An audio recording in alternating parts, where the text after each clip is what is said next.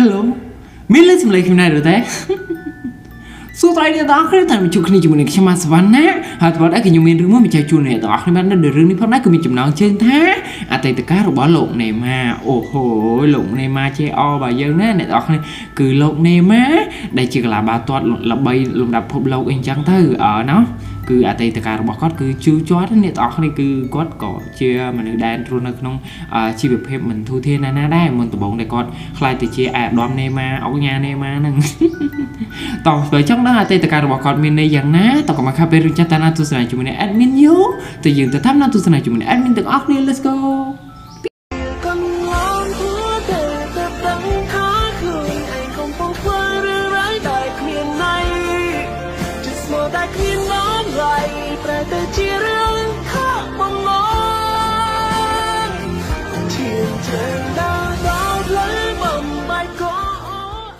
ផ្ដាច់មកវីដេអូរបស់គេបានបង្ហាញជាឃើញអំពីផ្ទះដ៏សែនចាស់មួយអ្នកទាំងអស់គ្នាប្រហែលជាឃើញមិនអត់គឺផ្ទះនឹងគឺជាផ្ទះមួយដែលមើលទៅគឺមានសភាពត្រង់ខ្លាំងណាស់ហើយយើងមើលទៅគឺជាផ្ទះរបស់អញ្ចឹងថាគឺជាផ្ទះបុគ្គលដែលមានជីវភាពមិនសូវជាធូរធារក៏ដូចជាផ្ទះរបស់អ្នកក្រអីចឹងទៅខណៈពេលនោះដែរគឺគេបានបង្ហាញជាឃើញអំពីឪពុកម្ដាយក៏ដូចជាក្រុមគ្រួសារមួយក្រុម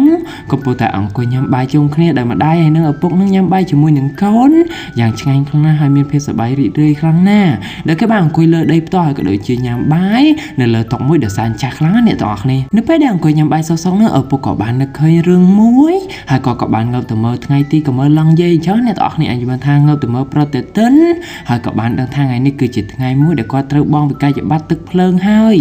នេះហើយគាត់ពិតជាពិបាកចិត្តខ្លាំងណាស់ដែលគាត់ត្រូវបានបង់វិក័យប័ត្រទឹកភ្លើងនៅថ្ងៃនេះបន្តមកទៀតបរិបទម្នាក់នឹងក៏បានហៅកូនប្រុសរបស់គាត់មកដែលមានឈ្មោះថាណេម៉ារបស់យើងនឹងឲ្យមកជួបគាត់បន្តិចហើយក៏បាននិយាយទៅកាន់កូនប្រុសរបស់គាត់ថាណេម៉ាថ្ងៃនេះគឺជាថ្ងៃមួយដែលយើងត្រូវបង់ថ្លៃទឹកថ្លៃភ្លើងហើយនេះហើយកូនត្រូវទៅយកលុយនេះទៅបង់ថ្លៃទឹកថ្លៃភ្លើងលឺនៅបាទនឹងឲ្យលុយកូនដើម្បីទៅបង់ថ្លៃទឹកថ្លៃភ្លើងកូនត្រូវតែជិះកង់ចូលផ្សារដើម្បីបង់ថ្លៃទឹកថ្លៃភ្លើងជំនួសប៉ាផងហើយនេះគឺជាវិក័យប័ត្រដែលត្រូវបង់ថ្លៃទឹកថ្លៃភ្លើងហើយបញ្ញាប់ត្រឡប់មកទៀតវិញលឺនៅប្រយ័ត្នមានបញ្ហាអីហើយចំណែកឯណេម៉ារបស់យើងវិញគឺគេបាននិយាយថាអូខេលោកប៉ាខ្ញុំនឹងយកกระดาษថ្លៃភ្លើងនេះទៅបង់ក៏ដូចជាខ្ញុំមិនធ្វើឲ្យប៉ាខកបំណងទេខ្ញុំនឹងជិះកង់ប្រញាប់មកវិញមិនជិះកង់តលេងណាតលេងណៃនោះទេនៅពេលដែលខ្ញុំបង់ថ្លៃទឹកថ្លៃភ្លើងហើយខ្ញុំនឹងវិលត្រឡប់មកផ្ទះរបស់យើងវិញបន្ទាប់មកណេម៉ារបស់យើងក៏បានជិះកង់របស់គេយ៉ាងកញ្ចាស់ដើម្បីទៅបង់ថ្លៃទឹកថ្លៃភ្លើងរបស់គេអញ្ចឹងអ្នកទាំងអស់គ្នាដែលគេបានជិះខំប្រឹងជិះខ្លាំងណាស់ខំជិះលំពីផ្ទះមួយទៅផ្ទះមួយលំពីផ្ទះមួយទៅផ្ទះមួយដើម្បីទៅដល់ទីក្រុងហើយយកกระดาษថ្លៃទឹកថ្លៃភ្លើងហ្នឹងទៅបង់នៅឯទីក្រុងនៅពេលដែលជីកង់សងនេះអ្នកទាំងអស់គ្នាគឺណេម៉ារបស់យើងគឺបានងាកមើលឆ្វេងស្ដាំងាកមើលឆ្វេងស្ដាំក៏ដូចជាងាកមើលទិដ្ឋភាពនៅតាមដងផ្លូវនឹងអ្នកទាំងអស់គ្នាគឺគេបានឃើញតូបមួយអេយ៉ាគឺតូបមួយអញ្ចឹងអ្នកទាំងអស់គ្នាហើយអ្នកទាំងអស់គ្នាដល់តូបនឹងគឺតូបអីអត់គឺជាតូបលក់ឆ្នោតអី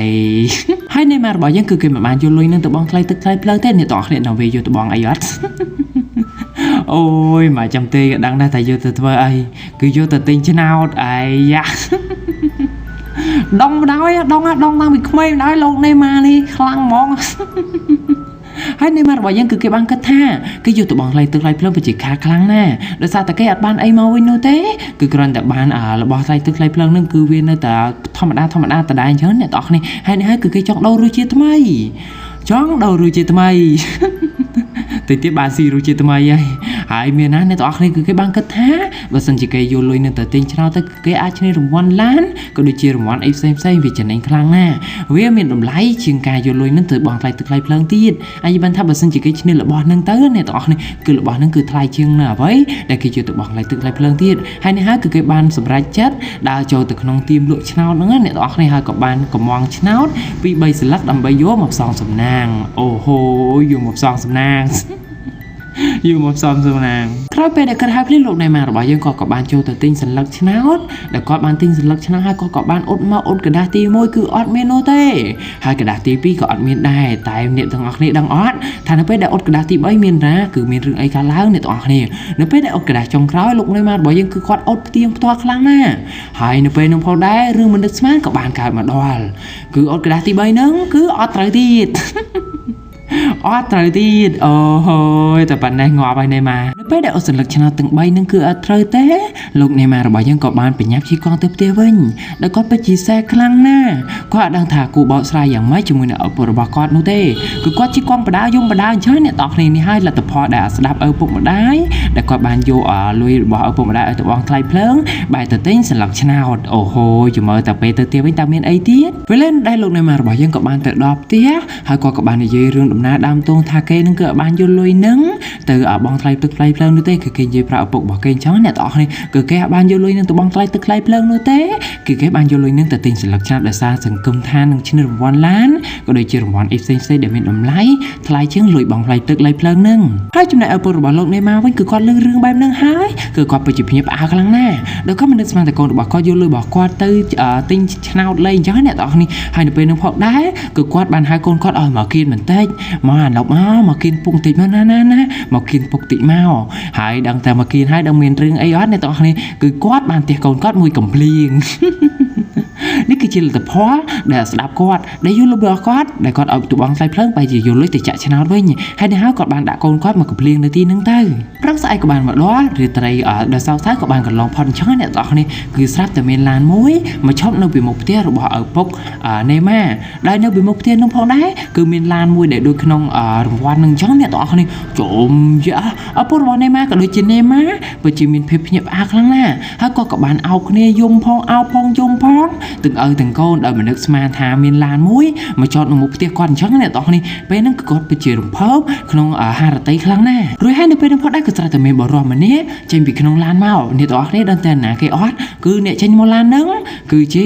ជាងជួសជុលអគ្គិសនីដែលគាត់បាននិយាយថាលោកគឺបានបងថ្លៃទឹកថ្លៃភ្លើងឲ្យយើងនោះទេហើយនេះហើយគឺយើងត្រូវតែផ្ដាច់ភ្លើងរបស់លោកចោលដោយសារតែលោកមិនបានយកលុយទៅបងថ្លៃទឹកថ្លៃភ្លើងហើយនេះហើយគឺខ្ញុំមកផ្ដាច់ភ្លើងរបស់លោកហើយនៅពេលនោះផងដែរឪពុករបស់នេម៉ាគឺគាត់កញ្ញាញ់ខួរខ្លាំងណាស់គឺគាត់អត់ដឹងថាគាត់មិនឲ្យចេញនោះទេតែឯនេម៉ារបស់វិញគឺវាបោកភ្នែកឡើងប៉ុណ្ណាណៃនេះអូអានេះបើកភ្នែកធំអាចសរសៃត្រូវទៀតហើយសរសៃហើយដូចជាអ្វីដែលការរំពឹងទុករបស់ admin មែនគឺរឿងដែលមិននឹកស្មានគឺវាបានកើតមកលើនេម៉ាទៀតហើយដល់ឪពុកនេម៉ាក៏បានហៅនេម៉ាឲ្យមកគៀនហើយក៏បានអោបនេម៉ាហើយក៏បានទះនេម៉ាមកភ្លៀងទៀតអាកូនចៅមកសៀតមិនក៏ឯងយកលុយទៅបោកថ្លៃទឹកថ្លៃភ្លើងអូខេហើយសាររបស់យើងក៏បានឈានដល់ទីបញ្ចប់ហើយអ្នកទាំងអស់គ្នាអញ្ចឹងបើសិនជាអ្នកទាំងអស់គ្នាយកលុយឪពុករបស់ឪពុកម្ដាយយើងគាត់ប្រើឲ្យយើងធ្វើអីក៏យើងធ្វើនឹងទៅកុំចេះថែមថយលុយនឹងកុំចេះដកលុយនឹងទៅណាទៅណីអីប្រយ័ត្នស៊ីដូចនេម៉ាអាទៅឲ្យបងថ្លៃទឹកថ្លៃភ្លើងវាយកទៅចាក់ឆ្នោតអូអានេះជាណាប់មែនណាឪវាយអត់ខុសទេអូខេសេរីរបស់យើងគឺមានតែប៉ុណ្្នឹងទេនេះគឺជារឿងរ៉ាវដែលសែនហួសចិត្តរបស់លោកនេម៉ាគឺជារឿងអតីតកាលរបស់លោកនេម៉ាអញ្ចឹងអ្នកទាំងអស់គ្នាមុននឹងឈានដល់ទីបញ្ចប់អ្នកទាំងអស់គ្នាសូមកុំភ្លេចជួយចុច like subscribe និង channel របស់ admin ម្នាក់មួយផងណាលើនៅគឺម្នាក់មួយផងណាអូខេថ្ងៃនេះខ្ញុំមកស្វាគមន៍គឺមានតែប៉ុណ្្នឹងទេជួយពួកអ្នកទាំងអស់គ្នាសុខភាពល្អនិងជាសរសើរទ្រូមេដាបេដាពីខ្ញុំស្វាគមន៍បាយបាយ